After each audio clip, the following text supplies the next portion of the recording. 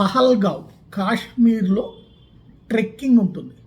ఇప్పుడు కాశ్మీర్కి టూరిస్టులు విపరీతంగా వెళ్తున్నారు. లక్షలు కాదు కోట్లలో వెళ్తున్నారు. ఎండాకాలం వచ్చేటప్పటికి మరింత సీరియస్గా వెళ్తున్నారు. ఓ రకంగా కాశ్మీర్ మాది అని చెప్పుకోవడానికి పాకిస్తాన్కి ఎట్లాంటి ఆప్షన్ లేకుండా పోయింది. ఎందుకంటే కాశ్మీరీలందరూ కూడా ఇప్పుడు ఫుల్ సంతోషంగా ఉన్నారు. అక్కడ విద్యావకాశాలు మెరుగుపడ్డాయి, ఉపాధి అవకాశాలు మెరుగుపడ్డాయి, ఉద్యోగ అవకాశాలు మెరుగుపడ్డాయి, ఆదాయాలు బాగా సంపాదిస్తున్నారు, లాభాలు బాగా వస్తుంది, దర్జాగా బతికేస్తున్నారు. అలా బతుకుతున్నప్పుడు పాకిస్తాన్లో భాగమనినో లేదా పాకిస్తాన్లో కలవాలనినో అనుకోవట్లేదు. ఎందుకంటే పీఓజేకి ఏదైతే పాక్ ఆక్యుపైడ్ జమ్మూ కాశ్మీర్లో బ్రతుకులు ఏంటంటే కూలీలకు ఎక్కువ, అడుక్కునే వాళ్ళకి తక్కువ అన్నటువంటి దిశలో ఉంది.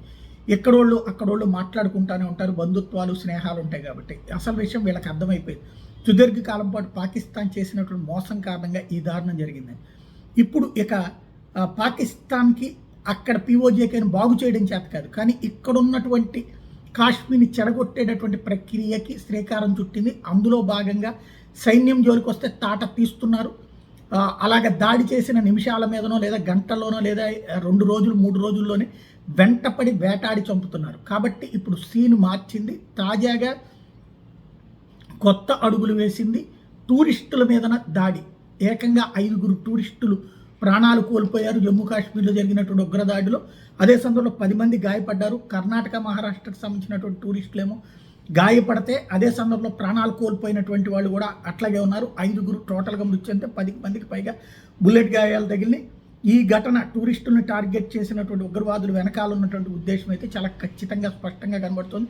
టూరిస్టులు ఆపాలి. ఇప్పుడు అమర్నాథ్ యాత్రకి వెళ్ళబోతున్నారు. రెండో పక్క నరేంద్ర మోడీ సౌదీ అరేబియాకి వెళ్ళిన సందర్భంలో చేసుకొచ్చారు ఈ ఘటన. తద్వారా సౌదీ అరేబియా భారత్ సంబంధాలు మెరుగుపడడం కూడా ఇష్టం లేదు అని పరోక్ష సంకేతం ఇవ్వడం అన్నటువంటిది కూడా ఇక్కడ. ఇంకోటి, అరబ్ దేశాల ఒత్తిడి మా మీద పని చెయ్యవు, అరబ్ దేశాలు చెప్తే మేమేం వినము అన్నటువంటి కోణంలో కూడా ఒక సంకేతం ఇచ్చినట్టయింది. అదే సందర్భంలో అక్కడ జరిగినటువంటి పరిణామాలకు సంబంధించినటువంటి బాధ్యతని తీసుకోవడానికి ఉగ్రవాద సంస్థలు ఓపెన్గా ప్రకటించినాయి. మేమే చంపామని చెప్పడానికి ధైర్యంగా చెప్పుకొస్తున్నారు. ప్రత్యేకించి ఇప్పుడు ఎండాకాలం వచ్చేటప్పటికి కనీసం 50 లక్షల మందికి తక్కువ కాకుండా టూరిస్టులు రిజర్వ్ చేసుకుంటున్నారు. వివిధ చోట్లన ఈ టూరిజంకి సంబంధించినటువంటి ఏజెన్సీలు ఉంటాయి కదా, వాటి ద్వారా రిజర్వ్ చేసుకునే కానీ విమానాలై కానీ రైళ్లు కానీ చూస్తే అన్ని హౌస్ఫుల్ ఉన్నాయి. కాశ్మీర్కి వెళ్ళేవన్నీ కూడా అట్లాగే అక్కడ రూమ్స్ కూడా బుకింగ్ హౌస్ఫుల్ అయిపోయి ఉన్నాయి. రాబోయేటువంటి 2 నెలలకి సరిపడా ఎండాకాలానికి కాశ్మీర్కి వెళ్ళేటటువంటి వాళ్ళ సంఖ్య భారీ ఎత్తున పెరిగింది. ఇట్లాంటి సందర్భంలో ఈ వ్యవహారాన్ని క్రియేట్ చేసుకొచ్చారు. అందులో భాగంగా జరిగినటువంటిదే ఇప్పుడు స్పష్టంగా కనబడుతుంది. తాజాగా పహల్గామ్లో జరిగినటువంటి దాడిలో చనిపోయినటువంటి ఘటన వెనకాలన ఒక ఉగ్రవాద సంస్థ మేము అన్నటువంటి విషయాన్ని ప్రకటించుకుంది.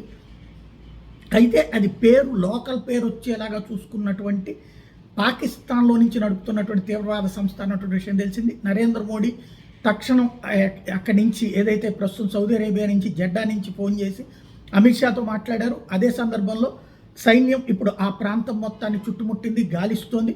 కేంద్ర హోంశాఖ ఉన్నత స్థాయి సమీక్షా సమావేశం నిర్వహించింది. క్షతగాత్రులందరికీ కూడా అర్జెంటుగా ఏర్పాట్లు చేస్తుంది తగినటువంటిది. అమిత్ షా ఇమ్మీడియట్గా నరేంద్ర మోడీ సూచనల మేరకు ఆ ప్రాంతానికి వెళ్తున్నారు.